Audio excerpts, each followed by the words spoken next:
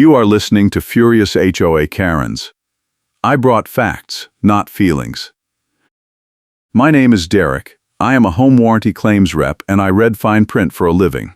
That skill saved me when the Lakeview Crest Estates Association in Missoula, Montana, tried to tow my car out from under me while I was on a work call. I moved to Missoula 2 years ago for the job and the quiet. The mountains, the clean air, the idea of a neighborhood where people left each other alone.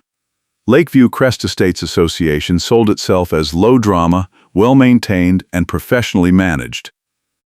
What they did not mention was that the election committee chair, Vanessa Anderson, ran the place like a feudal state and used towing as her primary weapon.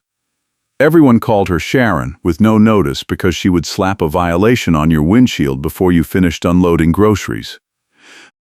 I am paying for a family medical expense right now, my mom's assisted living copays, and every bogus fee they throw at me cuts into that budget. I cannot afford to play games.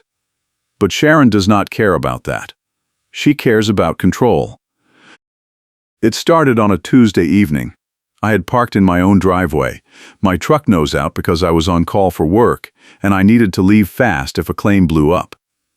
I was on the phone with a policyholder in Florida walking her through a foundation exclusion clause when I heard the diesel rumble. I looked up and saw a flatbed tow truck idling at the curb, amber lights strobing, and Sharon standing next to the driver with a clipboard and a flashlight clipped to her vest like she is security. She was pointing at my truck. The driver was nodding. I ended the call mid-sentence, shoved the phone in my hoodie pocket, and walked outside. Sharon saw me coming and did not flinch. She held up the clipboard like a shield and said, "You are in violation of the guest parking decal requirement.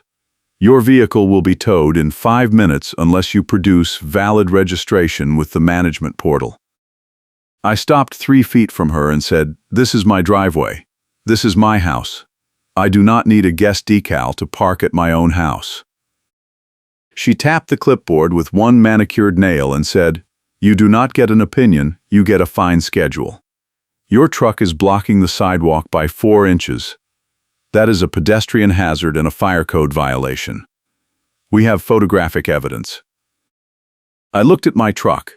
The bumper was maybe 2 inches over the property line, barely. The sidewalk was clear. No one was walking there. No fire truck could possibly care. I said, "Show me the photo." She pulled out her phone, tapped the screen, and held it up. The image showed my windshield from inches away, the reflection of her own face visible in the glass, and a measuring tape that she had clearly placed there for the shot. She said, "Documented at 4:17 p.m. Enforcement begins at 4:30. You have 11 minutes. I felt my jaw tighten. I said, "You measured my truck without asking, on my property, and you are calling a tow truck for 2 inches. She smiled, sharp and cold. She said, "I can make this a lean conversation in one email. Or you can move the truck and pay the assessment. Your choice." The tow driver was already lowering the wheel lift. I heard the hydraulic whine, saw the metal arms swing out. I was on call. I could not let them immobilize my vehicle. I could not risk being late to a claim and losing the commission. I said, "Fine, I will move it, but I am filing a dispute." Sharon clicked her pen, made a note on the clipboard and said, "Dispute logged. You will receive a response in 14 business days. The fine is $85, due immediately." I said, "For what? I am moving the truck right now." She said, "Processing fee, non-compliance documentation surcharge, and a re-inspection deposit to verify you stay compliant. It is all in the covenant." I wanted to argue, but the tow driver was hooking the chain under my front axle. I pulled out my wallet, my hands shaking, and said, "I do not have cash." Sharon produced a portable thermal printer from her vest pocket, the kind you use for receipts, and said, "I take cards. Tap here." I paid. She printed a slip with no readable text, just a barcode and a timestamp, and handed it to me. She said, "Thank you for your cooperation. Have a great evening." The tow driver unhooked and drove off. Sharon walked back to her car, a white SUV with a Lakeview Crest Estates Association decal on the rear window, and left without another word. I stood there in my driveway, receipt in hand, and felt the weight of it. This was not about the sidewalk.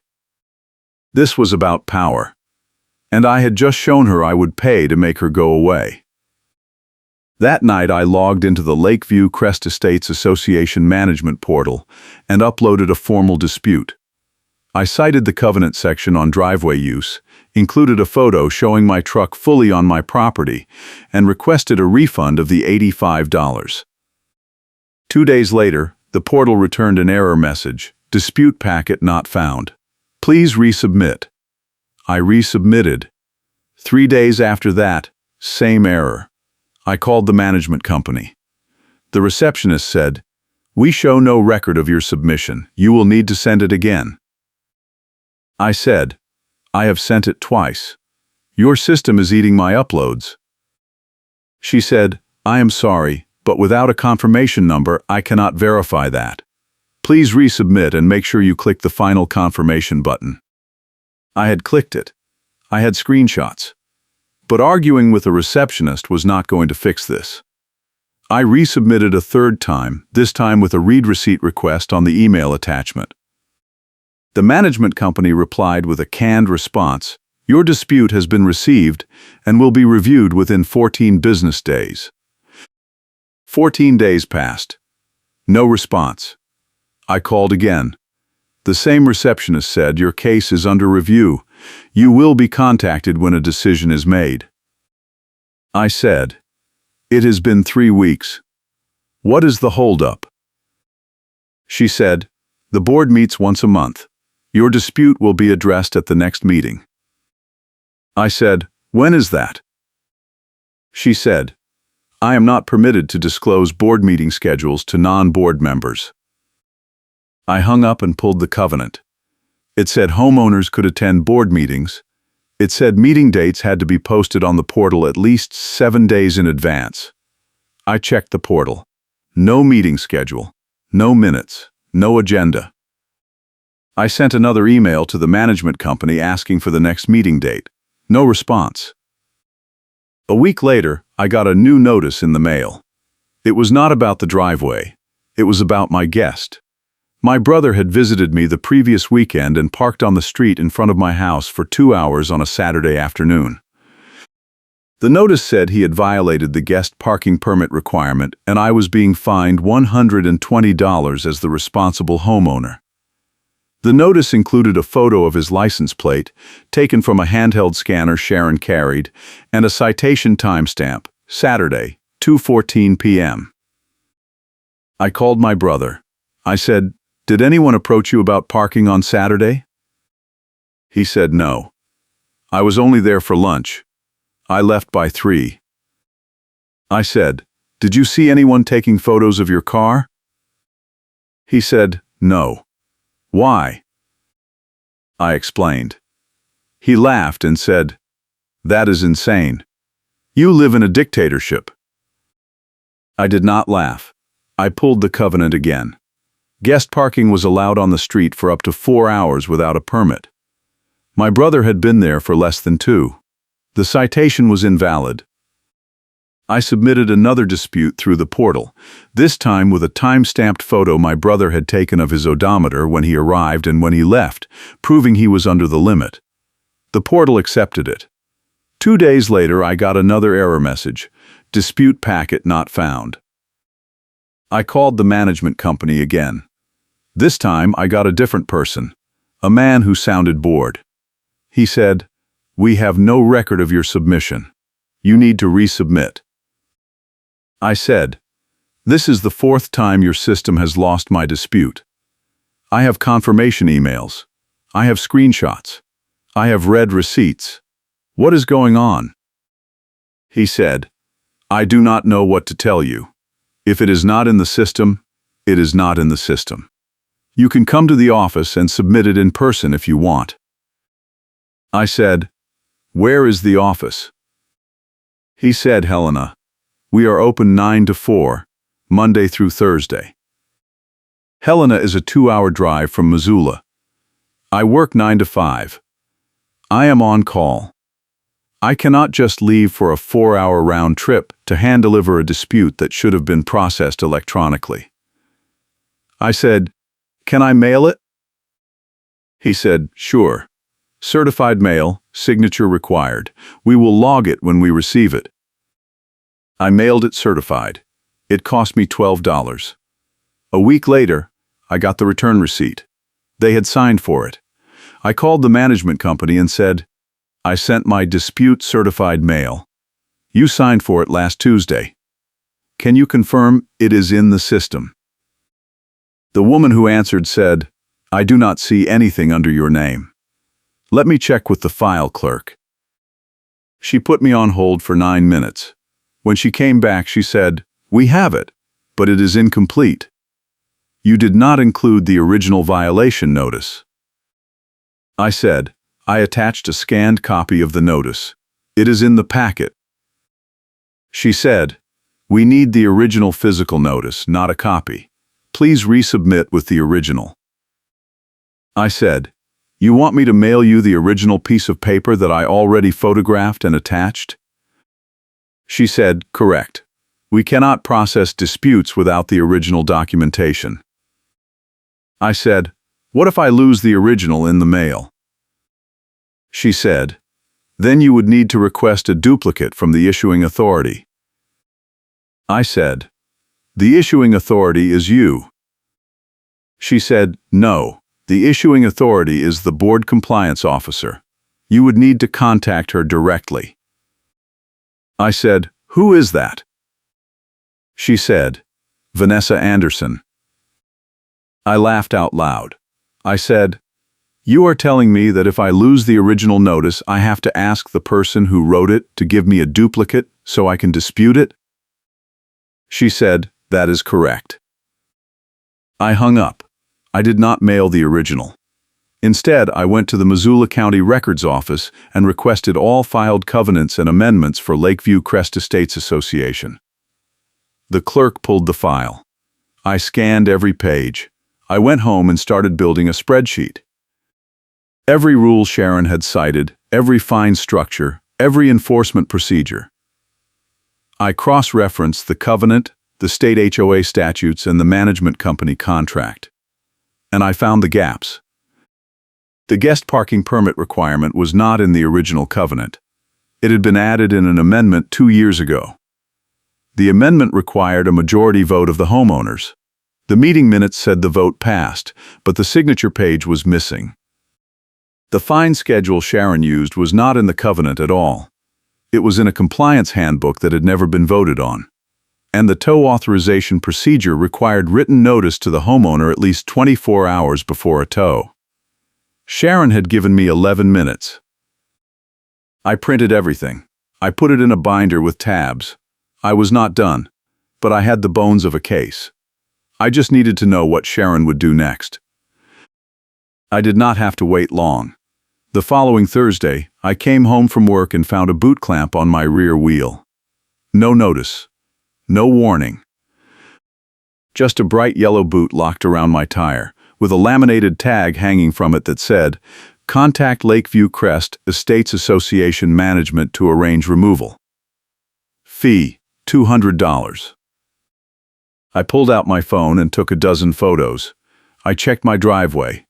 My truck was fully on my property, nowhere near the sidewalk. I checked the mailbox. No notice. I checked my email. Nothing. I called the management company. The same board man answered. I said, "Someone just put a boot on my truck." I got no notice. "What is this about?" He said, "Hold on." He typed for a minute, then said, "You have 3 outstanding fines totaling $305. The boot is a compliance measure to secure payment." I said, "I disputed all 3 of those fines. You lost my disputes. Twice." He said, "I show no active disputes under your account. If you want a dispute, you need to submit through the portal." I said I did. 4 times. You keep losing them. He said, I cannot help you with technical issues. You need to contact support. I said, what is the support number? He said, it is on the website. I checked. There was no support number. There was a contact form. I filled it out. I got an auto reply that said, we will respond within 5 business days. I was on call. I had a truck with a boot on it. I could not drive anywhere. I could not respond to claims. I was going to lose commission if I could not get to a site inspection tomorrow morning. I called the number on the boot tag. It rang 4 times, then went to voicemail. The voicemail said, you have reached Apex Towing and Recovery. Leave a message and we will call you back. I left a message. No one called back. I called again an hour later. Same voicemail. I called a 3rd time and someone finally picked up. A man with a rough voice said, Apex. I said, you put a boot on my truck at Lakeview Crest Estates. I need it removed. He said, you need to pay the outstanding balance with the HOA first. Once they clear you, we will come out and unlock it. Removal fee is $75. I said, I am disputing the fines. The HOA has not processed my dispute. I should not have a boot on my truck. He said, take it up with the HOA. We just do what they tell us. I said, how fast can you get out here if they clear me? He said, 24 to 48 hours. I said, I need my truck tomorrow morning. He said, then you better get them to clear you tonight. I called the management company again. No answer. I called Sharon directly. I had her number from a neighborhood email chain. She picked up on the 2nd ring and said, this is Vanessa. I said, you put a boot on my truck. I got no notice. I am on call for work. I need it removed tonight. She said, you have unpaid fines. The boot stays until you pay. I said, I disputed those fines. Your management company lost my paperwork. This is retaliation. She laughed. She said, retaliation for what? You violated the rules. You got fined. You did not pay. This is called enforcement. You do not get an opinion, you get a fine schedule. I said, I submitted disputes through the portal, by email, and by certified mail. You are required to process them. She said, I have no record of any disputes. If you want to dispute, submit through the proper channels. I said I did. Your system is broken. She said, sounds like a you problem. Pay the fines, and we will remove the boot. Or do not, and we will tow the truck and put a lien on your house. Your choice. She hung up. I stood there in my driveway staring at the boot and I made a decision. I was not paying. I was going to document everything, escalate to someone with authority and force them to follow their own rules. But first, I needed my truckmobile. I called a buddy from work, a guy named Marcus who had dealt with HOA issues in his old neighborhood. I explained the situation. He said, do not touch the boot. If you cut it, they will charge you for destruction of property and tow you anyway. But you can call the cops and report it as an illegal boot. If they did not give you notice, it might be theft of use. I called the Missoula Police non-emergency line. The dispatcher said an officer would come out when one was available. 2 hours later, a patrol car pulled up. The officer was a woman in her 30s, calm and professional. She asked me to explain. I showed her my driveway, my truck, the boot, and my phone with the photos proving no notice. She took notes and said, do you have any documentation from the HOA about this? I said, nothing. I checked my mail, my email, and the portal. No notice. She said, and you live here? This is your property? I said, yes. I own the house. I have been here 2 years. She walked around the truck, looked at the boot, and said, this is a civil matter. The HOA has the authority to enforce parking rules under the covenant, but they are supposed to follow their own procedures. If you did not get notice, you should dispute it with them or take it to small claims. I said, I tried to dispute it. They keep losing my paperwork. She said, then you need a lawyer or you need to file in court.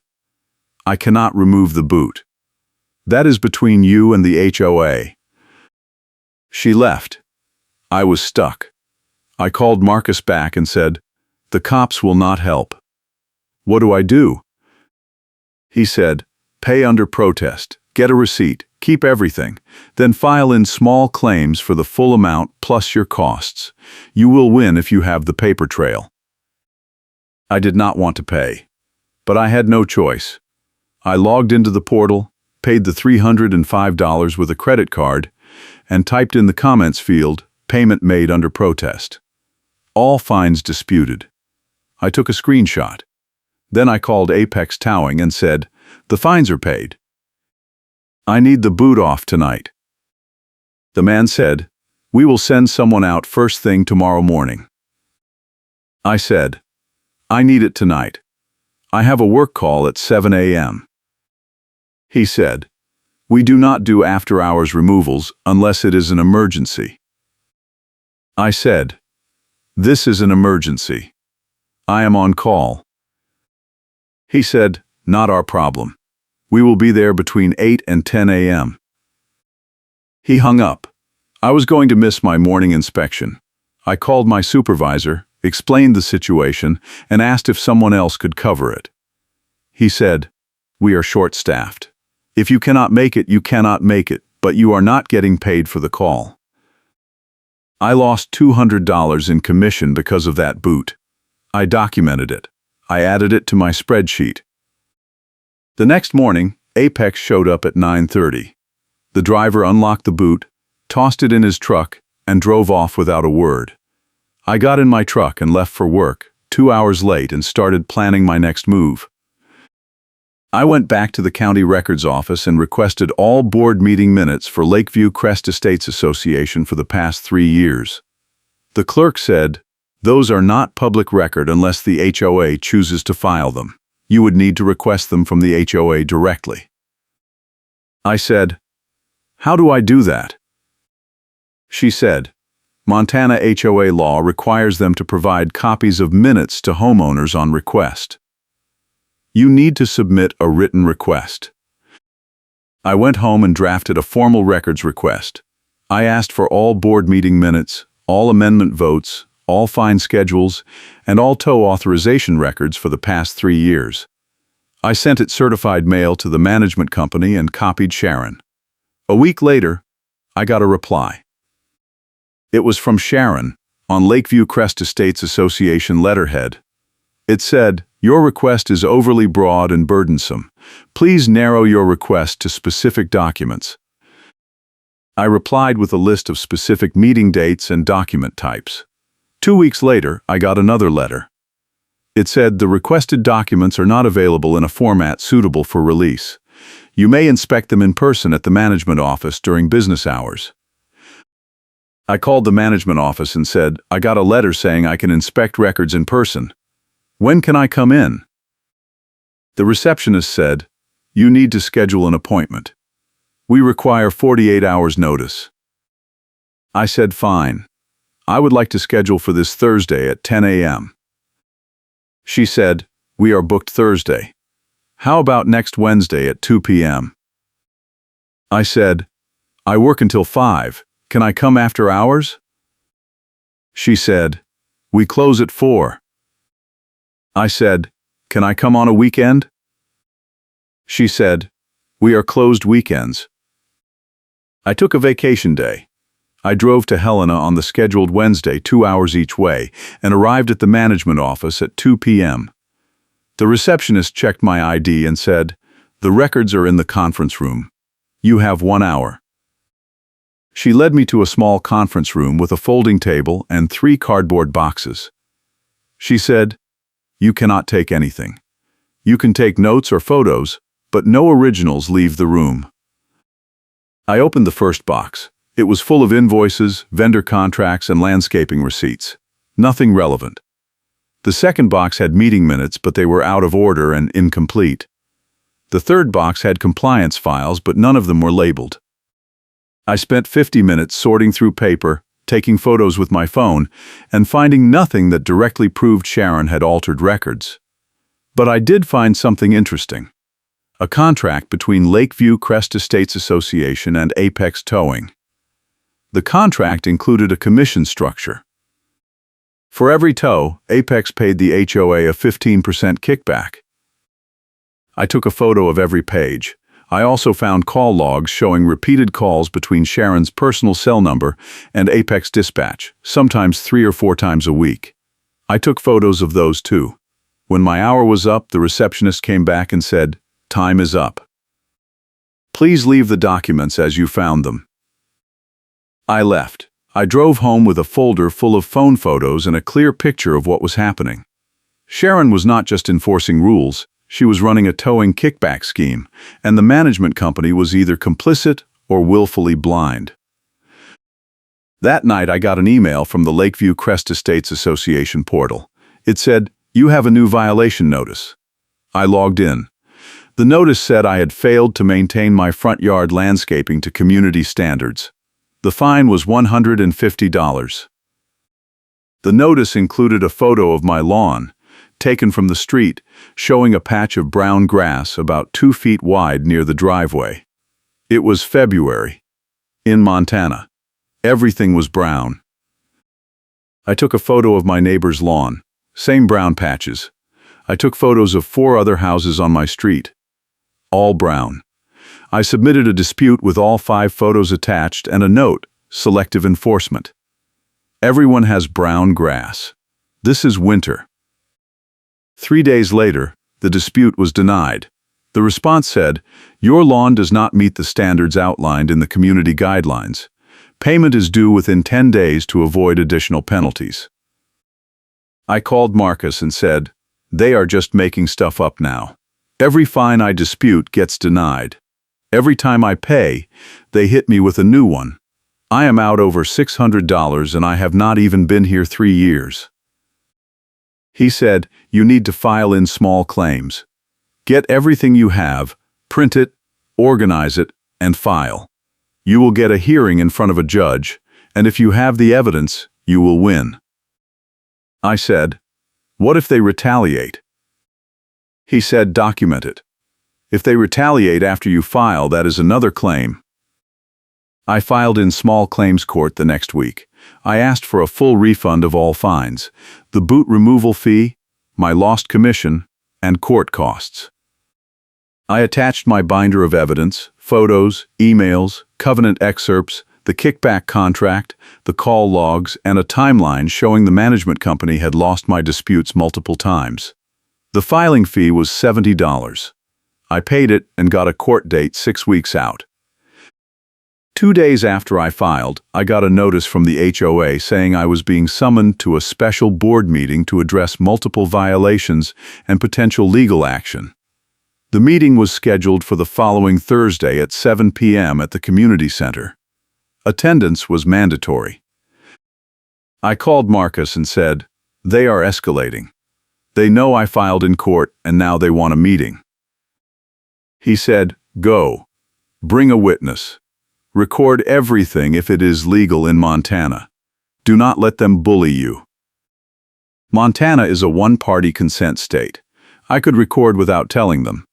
I bought a small voice recorder and clipped it to my hoodie pocket.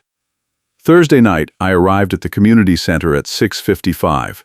The parking lot was empty except for Sharon's white SUV and a silver sedan I did not recognize. I walked inside. The meeting room was set up with a folding table at the front and 2 rows of chairs. Sharon was sitting at the table with 2 other board members I had never met, a man in his 60s and a woman in her 50s. There was no one else in the room. Sharon looked up and said, "You are early. Sit down." I said, "The notice said 7 p.m. It is 6:55. She said, "We are starting now.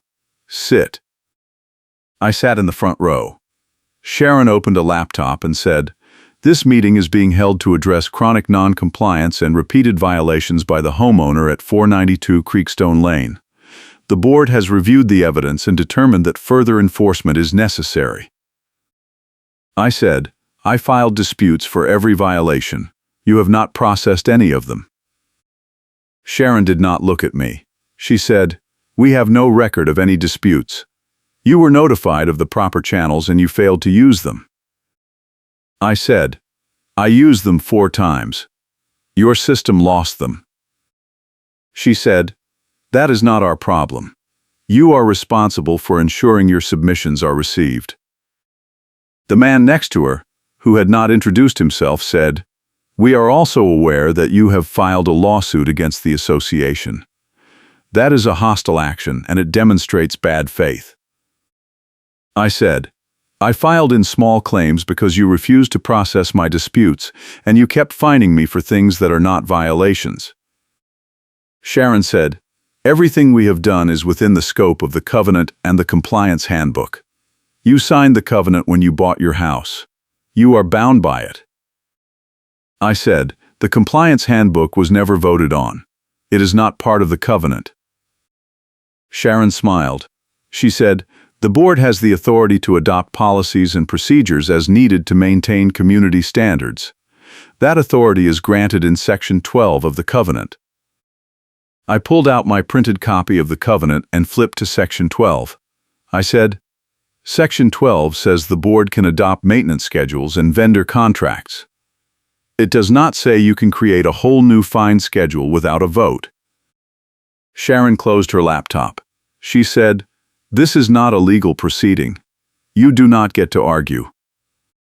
We called this meeting to inform you that the board is voting tonight to impose additional penalties for your continued non-compliance and to authorize a lien on your property if payment is not received within 30 days. I said, "You cannot vote on that without a quorum. How many board members are there?" The woman next to Sharon said, 5. I said, 3 of you are here. That is not a quorum." Sharon said, "We have 2 proxies. The vote is valid." I said, "Let me see the proxies." Sharon said, "Proxies are confidential." I said, "No, they are not. The covenant says proxy votes have to be disclosed at the meeting." Sharon stared at me. She said, "You are being disruptive. If you continue, we will have you removed." I said, "Removed by who? There is no one else here." The man next to her stood up and said, "I am calling security." I said, "There is no security. This is a community center. You rented a room." He sat back down. Sharon tapped her laptop and said, "The vote will proceed. All in favor of imposing a $500 penalty for chronic non-compliance and authorizing a lien if payment is not received within 30 days, say aye." All 3 of them said aye. Sharon said, "Motion passes. You will receive written notice within 3 business days." I said, "I am recording this. You just voted without a quorum, without disclosing proxies, and without giving me a chance to dispute. That is a violation of Montana HOA law." Sharon's face went pale.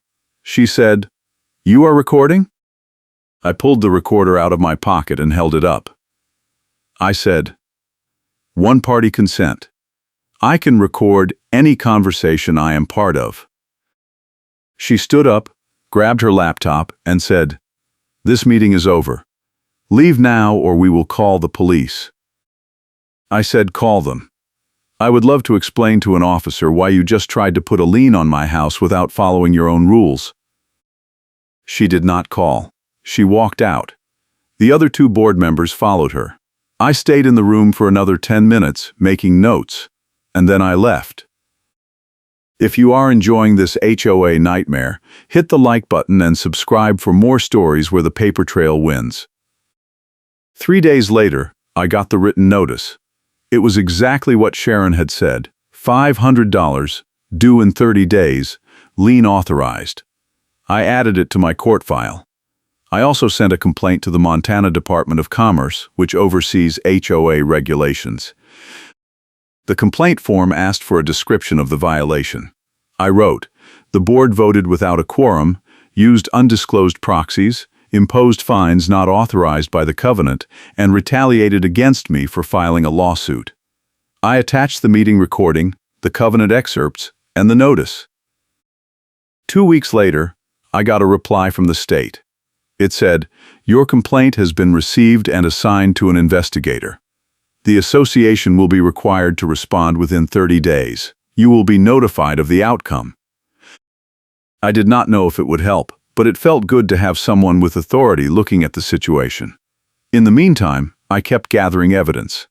I requested my payment history from the management company and got a spreadsheet showing every fine, every fee, and every payment I had made. I cross-referenced it with my bank statements. They matched. I also requested towing records under a public records request to the city of Missoula, asking for any complaints or violations filed against Apex Towing.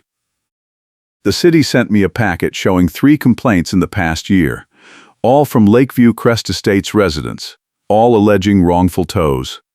None of the complaints had been upheld because the HOA had provided authorization letters. I found one of the complainants through the neighborhood Facebook group and sent her a message. Her name was Rachel. She replied within an hour.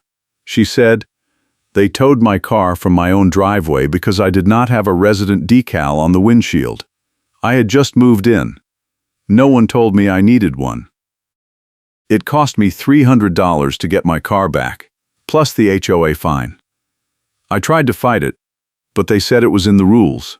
I gave up." I said, "Did you ever get your money back?" She said, "No. I just paid it and moved on. I did not want to deal with them anymore." I said, "I am taking them to court. If you want to file a claim too, I can send you what I have." She said, "I appreciate it, but I am done. I am moving out next month. I cannot deal with this place anymore." I understood. A lot of people did not have the time, the energy, or the money to fight. That is what Sharon was counting on. She knew most people would just pay and move on. But I was not most people. I read fine print for a living, and I was not going to let her get away with it.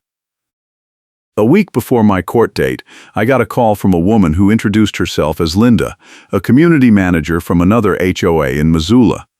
She said, "I heard about your case from a friend. I used to work for the company that manages Lakeview Crest. I left because I could not stand the way they handled enforcement. If you want to talk, I might be able to help." I met her at a coffee shop the next day. She was in her 40s, professional, and clearly frustrated. She said, "Vanessa Anderson runs that place like her personal kingdom. The management company lets her do whatever she wants because she brings in so much revenue from fines and towing kickbacks. I saw the contracts. I saw the call logs. I tried to raise concerns with my supervisor, and I got told to mind my own business." I said, "Do you have any of those documents?" She said, "No. I left them all behind when I quit. But I can tell you what to look for." The board meeting minutes from 2 years ago, when they voted on the guest parking amendment, those minutes were altered after the meeting. I was there. The vote failed. It did not pass. But a week later, the minutes showed it passed unanimously. I felt my stomach drop. I said, "How do you know?" She said, "Because I took notes at the meeting. I still have them. The original vote was 11 in favor, 14 against. There were not enough votes to pass. But Vanessa rewrote the minutes and backdated them. She told the management company it passed, and they filed it with the county." I said, "Can you testify to that?" She said, "I can give you my notes. I do not want to get dragged into a lawsuit, but I will give you what I have." She handed me a folder with her handwritten notes from the meeting, time-stamped and signed. It was exactly what I needed. I added it to my binder. The court date arrived. I showed up at the courthouse at 8:30 a.m. with my binder, my recorder, and a printed timeline. I was prepared to wait, but the clerk called my case at 9:15. I walked into the courtroom. Sharon was sitting at the defendant table with a man in a suit, presumably the HOA's lawyer. The judge was a woman in her 50s, no nonsense, with reading glasses perched on her nose. The judge said, "This is a small claims hearing for Derek Lawson versus Lakeview Crest Estates Association. Mr. Lawson, you are representing yourself?" I said, "Yes, Your Honor." She said, "Proceed with your claim." I opened my binder and started with the timeline. I explained the sidewalk fine, the guest parking fine, the landscaping fine, the boot, the lost disputes, the meeting ambush, and the lien threat. I showed her the covenant excerpts, the call logs, the kickback contract, and Linda's notes proving the guest parking amendment vote had been altered. I played the recording of the board meeting where Sharon voted without a quorum. I finished by saying, "The HOA has selectively enforced rules that were never legally adopted, retaliated against me for filing this claim, and operated a towing scheme for financial gain. I am asking for a full refund of all fines, the boot fee, my lost commission, and court costs." The judge turned to Sharon's lawyer and said, "Counselor, your response." The lawyer stood and said, "Your Honor, the HOA has the authority to enforce community standards under the covenant. Mr. Lawson signed the covenant when he purchased his home. All fines were issued in accordance with the Compliance Handbook, which was adopted by the board under the authority granted in the covenant. As for the meeting procedures, the board followed the proxy rules as outlined in the bylaws." The judge said, "Do you have the proxies?" The lawyer said, "They are confidential." The judge said, "Not in this courtroom. Produce them." The lawyer hesitated. He said, "We do not have them with us." The judge said, "Then I am not counting them." "What about the amended vote on guest parking? Do you have the original meeting minutes?" The lawyer said, "We have the filed minutes.